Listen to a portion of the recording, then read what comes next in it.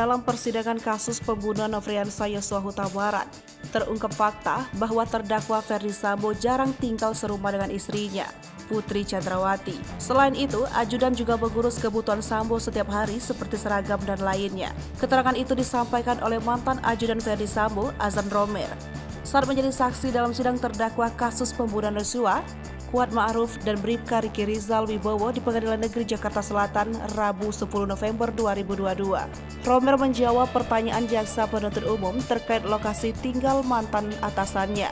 Ferdy Sambo kata dia, selama ini tinggal terpisah dari Putri. Menurut Romer, Sambo lebih sering tinggal di rumah pribadi yang berada di Jalan Bangka, Jakarta Selatan. Rumah Sambo di Jalan Bangka beberapa waktu lalu pernah digeledah oleh tim khusus Polri saat penyidikan kasus pembunuhan Yosua. Romer mengatakan, Putri tinggal di rumah pribadi di Jalan Saguling.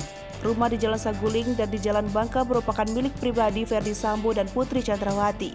Sementara itu, tempat kejadian perkara pembunuhan Yosua berada di rumah dinas Ferdy Sambo yang terletak di Kompleks Polri Duren 3. Jarak antara rumah Sambo di Saguling dan rumah dinas di Kompleks Polri Duren 3 hanya sekitar 300 meter.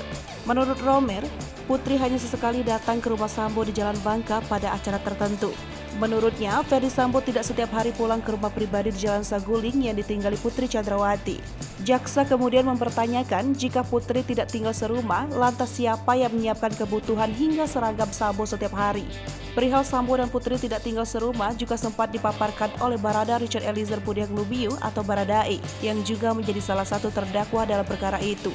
Dalam persidangan pada 31 Oktober 2022, Eliezer mengungkapkan Ferdy Sambo dan Putri Chandrawati sudah pisah rumah selama setahun.